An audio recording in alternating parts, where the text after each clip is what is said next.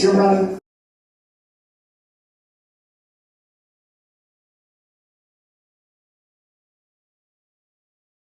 The Duke of Sussex wrapped up his testimony in London last week, joining fellow high-profile plaintiffs like Liz Hurley and Elton John. Together, they took the stand to expose the extensive illegal information gathering tactics employed by Associated Newspapers Limited, the publisher of the Daily Mail. The plaintiffs allege a suite of illegal tactics ranging from phone tapping and voicemail interception to the bugging of private residences, echoing claims made by Princess Diana years earlier, right before her tragic end in a Paris tunnel. Allegations that at the time many were quick to dismiss as paranoia. But while her eldest son and heir chose to belittle her claims, publicly branding her as paranoid while quietly settling for a sum many have suggested was surprisingly low, Harry opted for a different path. Instead of taking the payout, he chose the pursuit, taking on the press to vindicate his mother's honor and finally dismantle the myth of her mental instability. Only months before, Harry secured the one thing William was never able to accomplish: a formal apology for their mother. As he stood his ground last week, the contrast between the two brothers had never been more stark. One brother settled for a check while the other held out for justice. Defending his wife with a visible vocal strain, Harry told the court that the press had made Meghan's life an absolute misery. But the Duke's cross-examination didn't just target the tabloids, it reiterated claims made in his book that Queen Camilla's camp leaked stories to polish her public image and recalled an admission from William that private family confidences shared with their father and stepmother had a habit of leaking directly to the press. Meanwhile, William and Kate made a hasty retreat to Scotland. Their arrival in Stirling was met with a stark departure from the royal script when a heckler cut through the crowd, demanding to know how long they had been covering for Prince Andrew and his ties to Jeffrey Epstein. How long have you known about Andrew and Epstein? How long have you known about Andrew and Epstein? Have you been covering up for Andrew? Go away, man. Go away. That's enough. There's children here, right? Police officer, right? You carry on, you can be arrested. Okay. Whenever Harry comes to town, William disappears. Last week, he ran to Scotland, where we saw the perfect couple in action. Kate galloping ahead of him and towards her planted fans, so much for royal protocol, leaving William looking like a man with two left feet. While Harry sat in a courtroom defending the honor of his wife, his mother, and his country against Donald Trump's insults, William announced his latest grand mission: saving the pubs of England. Now, before I dive into my topic, I have one small favor to ask. We've all seen the flood of low-effort, AI-generated content that somehow racks up millions of views. And I think we can all agree that most royal content on this platform is heavily biased in favor of the firm. This channel is one of the few independent voices committed to doing the actual legwork, providing receipts, and exposing royal hypocrisy.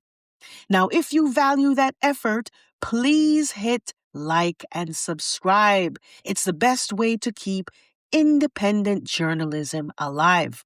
Now, back to the thesis of this video essay, which is that William is responsible for much of the press that you are seeing today. Both positive and negative. Positive for him and negative for everybody else. everyone whom he hates, which turns out to be everybody. William hates everybody. His list of enemies is exhaustive. He isn't just at odds with his brother and his brother's wife. He is openly undermining the king and locked in a PR battle with his stepmother, Camilla. But perhaps the most interesting contradictions in this royal soap opera is William's disdain for his own wife. While the press spent years doing William's bidding, offering up Harry as bait by casting him as a drunk and a wild party animal, in reality, it was William who was engaging in those behaviors. For years, the press has documented the saga of William's string of infidelities, followed by Kate's constant issuances of empty ultimatums. The throne than Charles. Who's Or very are they just involved. better at hiding the truth? Because there are some quite fruity stories about William too, if you want them.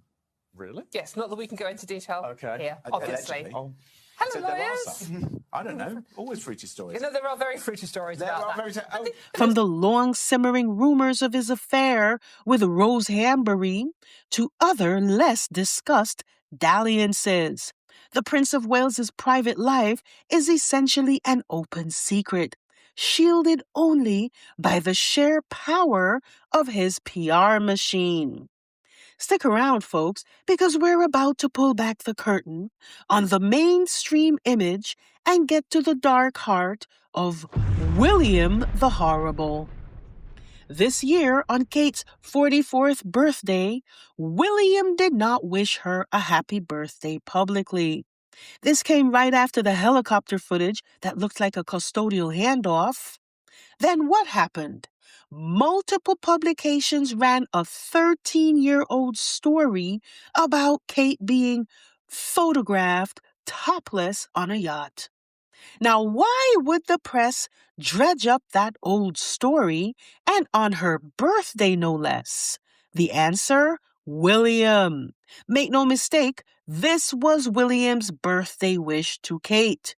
Don't believe me? Look at the way William is framed in the story as a defender, a protector of his wife. No one stopped to think for a second why the 13-year-old story was rehashed in the first place. It made no logical sense. And that's when it hit me. William is behind it. It was only a week before this recycled story made its appearance, and on her birthday no less, that Peter Hunt wrote this highly critical article on the current relationship between William and the press. In the piece, Hunt argues that the Prince of Wales has effectively won his long-standing battle with the press by establishing a relationship based on control and selective access. Hunt suggests that William uses access as a wily operator, offering the media limited, high-quality access to himself and his family, thereby ensuring that the press remains cooperative. Those who ask difficult questions or cross his boundaries risk being frozen out or denied future opportunities. The article contends that this dynamic has led to a benign and unchallenging level of coverage, particularly in the areas of royal finances, namely William's refusal to disclose his taxes, keeping the taxpayer in the dark about what he is doing with all his unearned duchy millions, public policy, such as William's pronouncements on homelessness, mental health, or the environment, and how his latest passion projects are often untested, offering a lack of concrete detail unchallenged in the press. Hunt goes on to rightly claim that the media has largely cast Prince Harry as the sinner and William as the wounded party who is above reproach, successfully relying on sources to brief his side of the story while remaining publicly silent, allowing the press to champion his narrative. The report was met with both dead silence and avid denial. But perhaps less obvious than his brother is that the target of William's ire is often Kate herself. William gets off on humiliating Kate. In fact, this is his modus operandi. William enjoys seeing Kate humiliated and mocked. You might recall the Trump state visit last year, where Kate's awkward attempt to engage with a stone-faced Melania went south fast.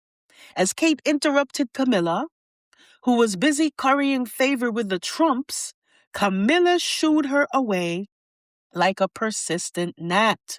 A public dismissal so mortifying that it made it to the tabloids. But the real story wasn't Camilla's crass behavior or Kate's sheepish retreat. It was the chilling, unmistakable satisfaction written all over William's face as he watched it happen. Why does Kate remain? The answer is twofold. Kate and her family are broke. William is using financial blackmail to keep her in line. And two, William uses the press to condition Kate into believing that she has no other options, when in reality it's William who has no other options. William likes to think of himself as a real-life 007, but last week, reality issued a correction because Harry showed them all up even more than he did the last time, when William and Kate were forced to rouse themselves from the comfort of their respective homes and perform duty. Last week took the prize. Never before has the absolute fecklessness of the current heads of state of the British government been more exposed. Harry showed them all up. Now, out of all the secret weapons the palace claims to possess, it was the man they cast out who actually stepped up when the country was insulted. While the press has spent years painting Harry as a whinger for defending his wife and his mother, he was the only royal defending his country. When Trump disparaged the British sacrifice in Afghanistan, Harry did not waver. He did not stop and ponder. He didn't wait for a palace script or a poll-tested statement. He answered swiftly and unequivocally. We've never needed them.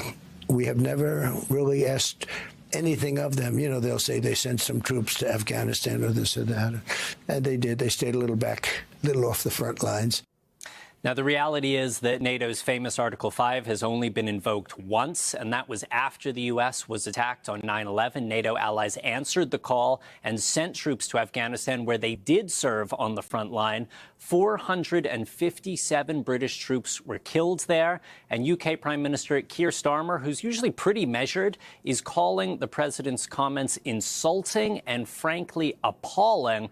We're also hearing from Prince Harry, who served 2 tours of active duty in Afghanistan, flying Apache helicopters during the war. He is saying, I served there, I made lifelong friends there, and I lost friends there. Those sacrifices deserve to be spoken about truthfully and with respect. Reminding the British public that while Charles and William stand around festooned in medals they haven't earned, playing the role of a leader, Harry actually lives it.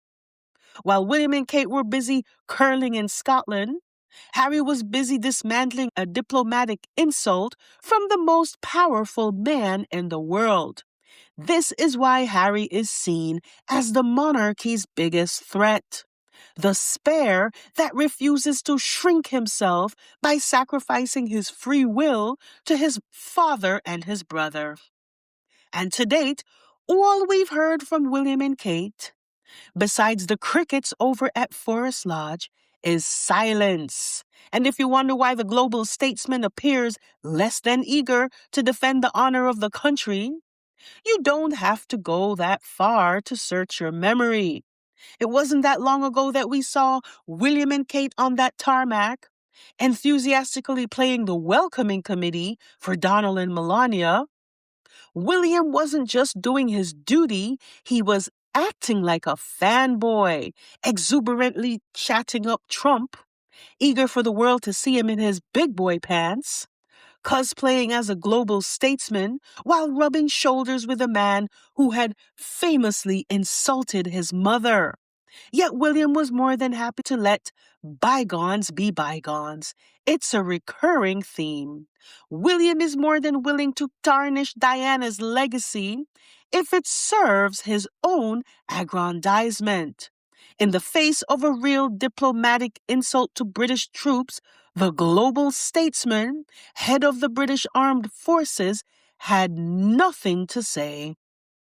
In Spare, Harry talks about a lifelong rivalry. William continues to live out that rivalry, choosing to attack and smear his brother, using the press to paint his wife as a Jezebel, and hiding behind royal sources and fake online personas to carry out his public relations vendettas on the people against whom he has an axe to grind. Now, can you imagine Harry just standing around smirking while Meghan just got insulted like this? Harry would say something. He would actually defend his wife. And that's what they can't stand. They want to put Meghan in her place, but she keeps outshining them. Meghan is a financial juggernaut. Anybody that can sell 27 million pounds worth of just jam knows something about making money. This woman managed to have sales of 27 million pounds of just one product in her first year of business. And that is incredible, folks. If you think that they aren't shook to the core about that, then you're asleep. Because there's nothing the firm hates more than a financially independent spare. Charles, despite having his own line of jam for years, has never come close to 27 million pounds in sales. And as for William, he knows he could never pull this off. If he didn't have the duchy money to prop him up, he would be no one. This is why the Sussexes are a threat. They want spares and their spouses and their children at their feet, dependent on them for everything. But Harry and Meghan refuse to play along, and for that, they must be punished. When it comes to Meghan, she is to blame for everything. William hates her because she reminds him every day that he is nothing special. And that's why he sees Harry as someone who betrayed him.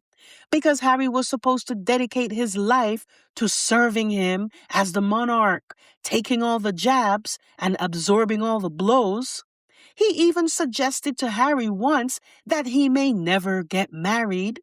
Instead, Harry showed up with William's TV crush at his door. And yes, there are many people who suggest that part of the reason William hates Meghan so much is because he cannot have her. He cannot just take her from his brother, like his ancestors might have done back in the day.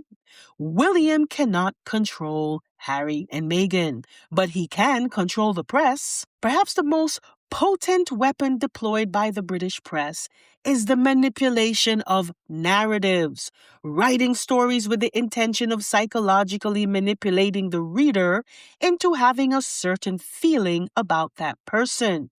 Despite numerous reports of William throwing tantrums, demanding to be addressed as Sir, throwing things at his wife, beefing with his dad, beefing with his cousins, and God knows who else, according to the press, it's Harry who is the whinger. Yes, Harry, who defended his late mother, his wife, and his country. He's the one the press claims to be the whinger. This is all William.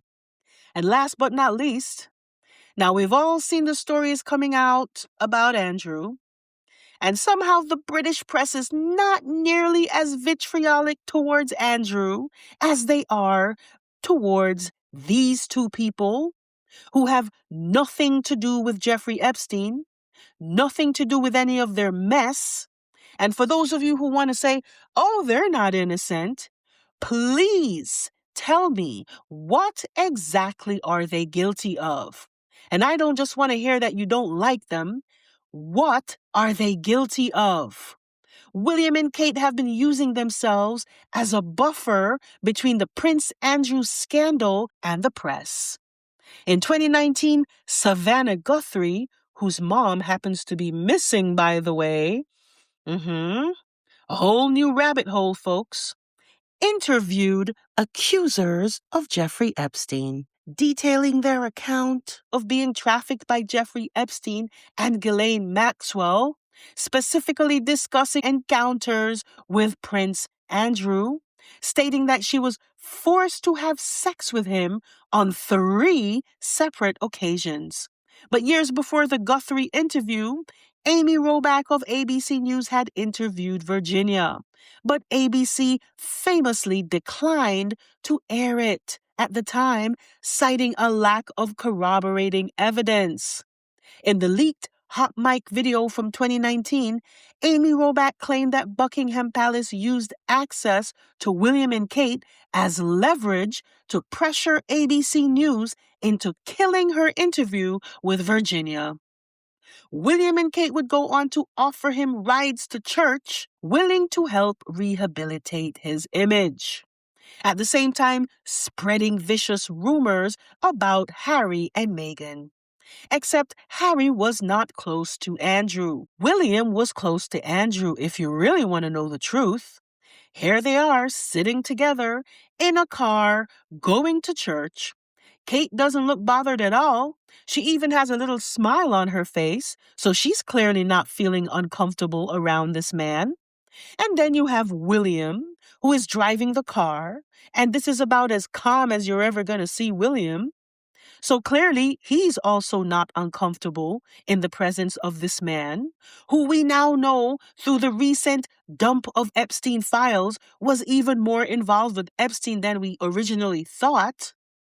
We now know from the files that Virginia was not his only victim. But yet, William is okay with him, just like he's okay with Trump, perhaps the most infamous of Epstein's associates. And folks, this is a whole separate video. I'm not even going to begin to get to that story here, but let me leave you with this last item. Last week, it was revealed that William's charity was given donations by none other than Jeffrey Epstein himself. Now, is that why he's so close to Andrew, laughing and bantering under each other's breaths? Now, was this the reason for the recent crisis manager that we all read about a few weeks ago? One thing I know about 2026 so far, this seems to be the year of the great unveiling. And it's just February. Buckle up, folks. We're all in for one hell of a ride.